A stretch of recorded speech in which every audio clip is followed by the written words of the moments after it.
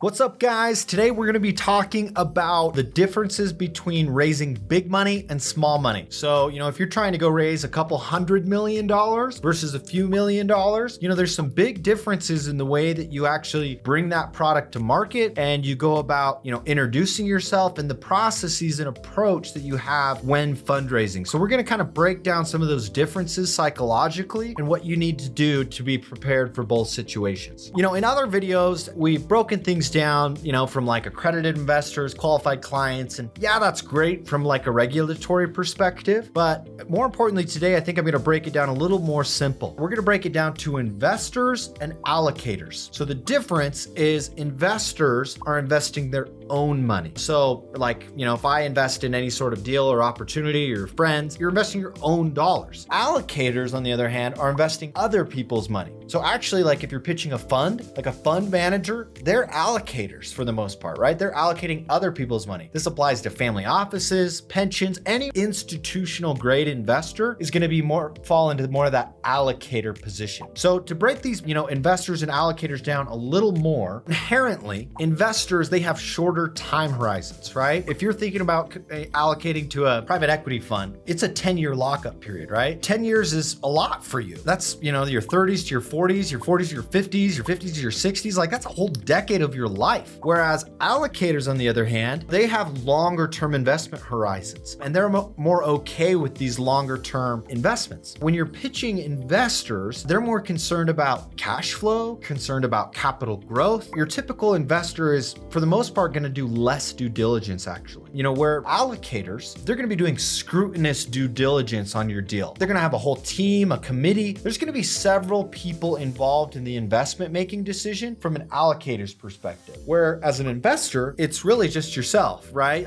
You may consult a spouse, you may consult a friend or a financial advisor, but investors are kind of standalone decisions, and allocators, you're going to have to be selling a group. Right? So there's different ways that you're going to be pitching them. Maybe one last thing to kind of differentiate investors and allocators is investors, it's going to be more of an emotional sale, right? They're very emotional driven. They like the benefits, whereas an allocator, it's going to be more of a logical sale. So to break that down, I want to break that down a little further. There's three core elements of a good pitch. Bridger and I, we listen to hundreds of pitches a month. We see them all day, every day. And we've kind of narrowed it down to three main things that we feel like you need to communicate in a sale. You need to sell me on your asset, you need to sell me on your strategy, and you need to sell me on the sponsor. So the asset is like your asset class, right? If we're investing in commercial real estate, I need to know why commercial real estate is the greatest. Or if it's crypto, or let's say you're doing fintech, right? I need to know why fintech is the greatest. Or I need to know why your trading strategy is the greatest. I need to be sold on the asset. The strategy is your approach, right? Your kind of investment thesis, your approach at capitalizing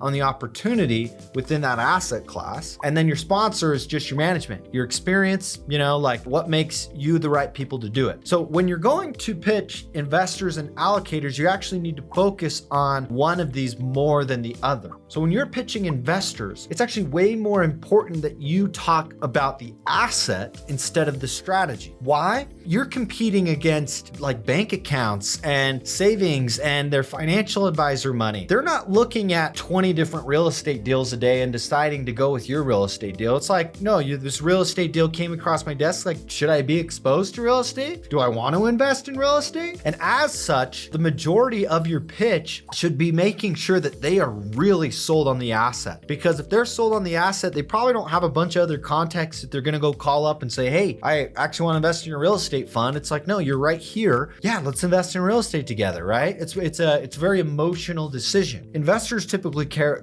about trust. They care about legitimacy. It's very much a relationship and a trust factor when they're investing with you. Again, lead with the benefit. Investors are very benefit driven. Don't say, hey, I run a real estate fund. Say, I help people generate lifetime cash flow. I help people generate passive income through exposure to real estate. Or I help people gain financial freedom, right? That's why you see on all these TikToks and memes and everything, it's all about financial freedom because they're talking to retail investors. It's emotional. What do they care about? Now, on the other hand, allocators, they already know that they want exposure to real estate. They've probably already predetermined that they want, 25 25% of their portfolio to be exposed to a certain type of real estate. Maybe that's commercial, maybe that's multifamily, maybe that's self-storage, but they've already thought through that, right? Like maybe you need to sell them why they should have more exposure or less exposure to a certain asset class. But for the most part, they already know that they want to invest in the asset class. So when you're pitching allocators, any bigger money, family offices or above, these guys are looking at deals every day. So you need to actually lean into your strategy way more. You need to sell them on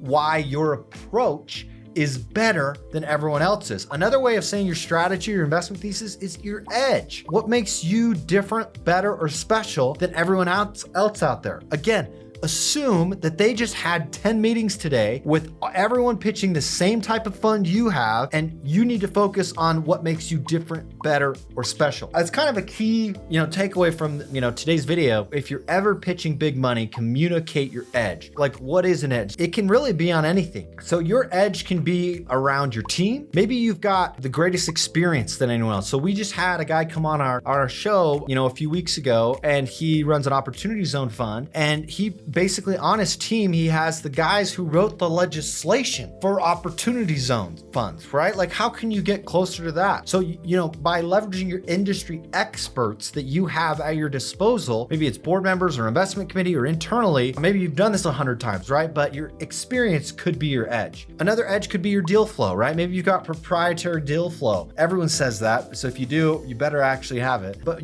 maybe you've got great relationships with local vendors, or, there's different ways that you can have, discounts. So another one is fees. Maybe your edge is around fee structure that you can generate alpha, right? Maybe it's alpha itself, right? Maybe that everyone in real estate, or I'm doing too much real estate, maybe in private equity, they're all coming in at high teens returns. But because of your approach, you're able to generate, low 20s or whatever it is. But you need to have an edge, and you need to be able to communicate that effectively to your investors. Now, before we wrap up, this discussion on investors and allocators and raising big money versus small money, some of you might be thinking, well, I don't even have an edge in any way, shape, or form. So how am I going to be able to communicate that? Well, as we talk about, there's 3 main ways that you can get anything in business, right? You can either buy it, you can build it, or you can partner with it.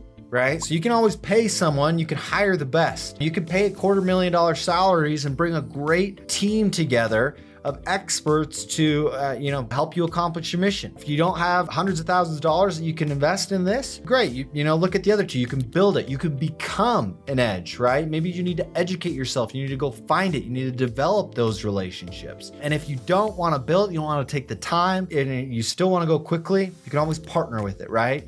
And by that, you got to be willing to share the pie. We get a lot of people that, want to move with speed and want to be different, better, or special. And, they don't have the funds to create it. And so they just sit there and they're like, well, I don't want to give up equity. Like, if you become generous and you can get enough people that are motivated behind a single cause, like smaller piece of a bigger pie is oftentimes going to be a lot quicker than just trying to build it yourself. So there's pros and cons with everything, right? Again, recap on today. When you go and talk to your neighbor versus you go and talk to private equity fund, full disclosure, I just pitched one of the biggest private equity funds in the world a few weeks ago. It was great, but it's very different. I also spoke with a sovereign wealth fund a few weeks ago. Talking to those grade of investors is radically different than talking to your neighbor or your buddy or your mom about, investing in your opportunity. So be sure that you understand them, that you know how to pitch them, and that hopefully these tips and tricks will help you guys be more successful in fundraising, for your guys' opportunities. Hope you have a good one.